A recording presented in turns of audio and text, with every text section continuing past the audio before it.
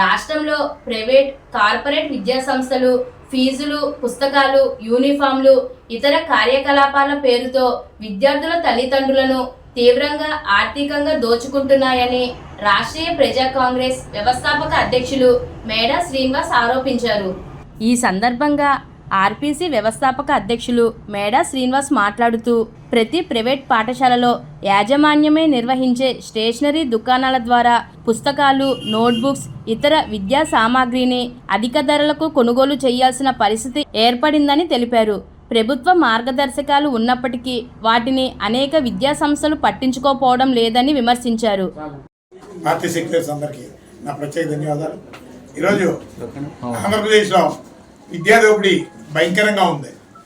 ఈ private, corporate విద్యా సంస్థల్లో ఎంత ఘోరమైనటువంటి ఆర్థిక దోపిడీ జరుగుతుందంటే, ఫీజులు పేరుతోని, అలాగే అదర్ యాక్టివిటీస్ పేరుతోని, అలాగే ట్రావెలింగ్ పేరుతోని, బుక్స్, ఒక వ్యాపారం కిరాణా షాప్ కన్నా ఘోరంగా, స్టేషనరీ షాప్ కన్నా ఘోరంగా ప్రతి ప్రైవేట్ స్కూల్స్లోని ఒక స్టేషనరీ స్టాల్స్ మెయింటైన్ చేస్తున్నారు.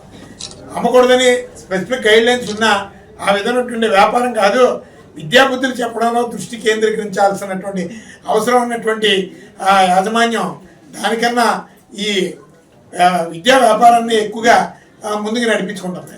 దీని మీద అవినీతికి బానిసలుగా మారినటువంటి విద్యాశాఖ యంత్రాంగం పూర్తిగా కలుషితం అయిపోయింది. పైగా ఈ రాష్ట్ర ముఖ్యమంత్రి తనయుడు శ్రీ నారా లోకేష్ గారు శాఖ అది. అలాంటి ఒక ఇంపార్టెన్సీ ఉన్నటువంటి శాఖలో ఇంత ఘోరమైనటువంటి అవినీతి దోపిడీ జరుగుతుంటే కనీసం ఎవరు దాని మీద మాట్లాడకుండా చోద్యం చూడడం అనేది ఇది కూటమి ప్రభుత్వానికి చాలా అవమానకరమైనటువంటి విషయం. లోకేష్ గారు దీని మీద ఖచ్చితంగా దృష్టి కేంద్రీకరించాలి. ఈరోజు ప్రతి స్కూల్స్లోని కూడా ఫీజెస్కి ప్రభుత్వాన్ని మోసం చేస్తున్నారు. బిల్స్ 2 రకాల బుక్లు మెయింటైన్ చేస్తున్నారు. ఒకటి పింక్ బుక్, ఒకటి వైట్ బుక్. ఇది వాళ్ళకి తెలిసే జరుగుతుంది. విద్యార్థులు విద్యార్థుల తల్లిదండ్రులు ఘోరంగా మోసపోతున్నారు. కష్టార్జితం అంతా కూడా ప్రైవేట్ విద్య మీదే వెచ్చించడం జరుగుతుంది. అసలు ప్రభుత్వాలు ఉన్నాయో లేదో తెలియదు.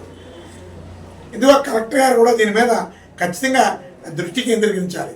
అలాగే ఒక టీచర్స్, పేరెంట్స్ కోఆర్డినేషన్లో కమిటీలు ఉండాలని చెప్పి గతంలో కొన్ని గైడ్లైన్స్ కూడా ఉన్నాయి. దాని మీద కూడా ఎవరు మాట్లాడడం లేదు. విద్యా హక్కు చట్టాలు ఏమైపోతున్నాయో అర్థం కావడం లేదు.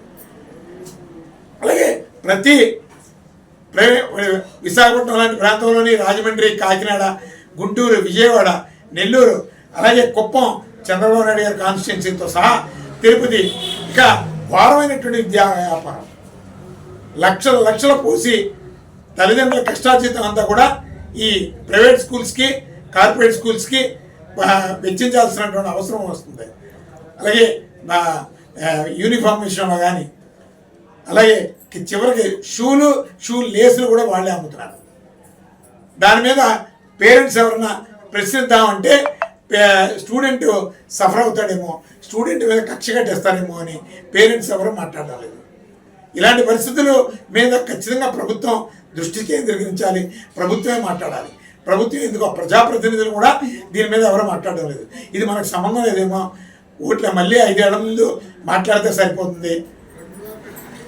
ఇంత ఘోరంగా విద్యా దోపిడీ జరుగుతుందంటే ఏ ప్రజాప్రతినిధి మాట్లాడకపోవడం అనేది అవమానకరమైనటువంటి విషయం. ఇంతకంటే దౌర్భాగ్య స్థితి ఇంకొక పని ఉండదు. ఒక మాఫియా, సమాంతర మాఫియా విద్యాశాఖలో మెయింటైన్ అవుతుంది. అలాగే ఈ రాజమండ్రిలో ఒక నాగరాజు ప్రభుత్వ పాఠశాల ఒకటి ఉంది. ఈ మధ్యకాలంలో వార్తల్లో చాలా ఒక మంచి రిజల్ట్ చూపించారు. కొన్ని మీడియా ఛానల్స్లో కూడా నేను చూశాను. అద్భుతమైనటువంటి రిజల్ట్ తీసుకొచ్చారు.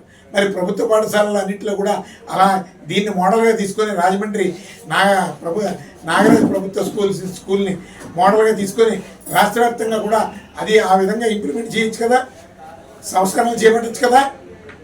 ప్రతి ప్రభుత్వ టీచర్కి, ప్రభుత్వ స్టాఫ్కి జీతాలు దండిగా ఉంటాయి.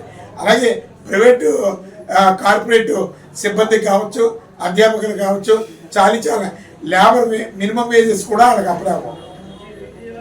లేబర్ యాక్ట్ ప్రకారం కూడా వాళ్ళు సాలరీ అప్లై అవ్వదు. ఇక్కడ అన్ని రకాలుగా అటు విద్యాశాఖలో దోపిడీ ఏ స్థాయిలో జరుగుతుందంటే టీచర్స్ని వాళ్ళ శ్రమను దోచుకుంటున్నారు, సిబ్బంది శ్రమను దోచుకుంటున్నారు, ఇటు తల్లిదండ్రుల యొక్క శ్రమను దోచుకుంటున్నారు. దీని మీద ప్రభుత్వాలు నిమ్మక నీరెత్తినట్లు వ్యవహరిస్తున్నాయి. దీని మూలంగా వ్యవస్థ నష్టపోతుంది, విద్యా దోపిడీ జరుగుతుంది, విద్య ఘోరంగా అమ్ముడిపోతుంది. దీని మీద ప్రభుత్వ అధికార యంత్రాంగం ఎందుకు ఉందో తెలియదు. డీజీఓలు ప్రతి జిల్లాకి డీజీఓలు ఎంఈఓలు ఎందుకు ఎవరి కోసం ఉన్నారో ఆ పోస్టుల్లో అర్థం కానటువంటి పరిస్థితుల్లో ఉంది. కేవలం ఈ ప్రైవేట్ కార్పొరేట్ మేనేజ్మెంట్లు ఇచ్చేటటువంటి ముడుపులు, అవినీతి ముడుపులు తీసుకోవడానికే వాళ్ళు డ్యూటీస్ చేస్తున్నారు. కనీసం ఈ ప్రైవేట్ కార్పొరేట్ యాజమాన్యం మీద కంప్లైంట్లు ఇస్తే పోలీసు వారు కూడా స్పందిస్తలేదు. అసలు ప్రభుత్వం ఎక్కడ కూడా విద్యార్థులకి ప్రొటెక్షన్ లేదు, విద్యార్థుల తల్లిదండ్రులకి కనీసం వాళ్ళకి మేమున్న ప్రభుత్వం ఉందని భరోసా లేదు. ఇలాంటి పరిస్థితుల్లో విద్యా మాఫియా నడుస్తుందంటే ఇది విద్యార్థుల భవిష్యత్తుకి చాలా ప్రమాదకరమైన పరిస్థితి. అందుకని ఈ రాష్ట్ర ప్రభుత్వం ముందుగా దృష్టి కేంద్రీకరించి చంద్రబాబు నాయుడు గారు అలాగే లోకేష్ గారు అందరు కలెక్టర్స్కి ఇంటిమేట్ సర్క్యులర్స్ ఇమీడియట్గా జారీ చేసి ప్రతి ప్రైవేట్ కార్పొరేట్ విద్యా విధానాలని సంస్కరించమని, అలాగే ఏంటిది గైడ్లైన్స్కి అనుకూలంగా, ఎడ్యుకేషనల్ గైడ్లైన్స్కి అనుకూలంగా స్కూల్స్ నిర్మాణం జరుగుతుందా లేదన్నది మొట్టమొదట కనబడాలని ఈ సందర్భంగా తెలియజేస్తూ సెలవు తీసుకుంటాను.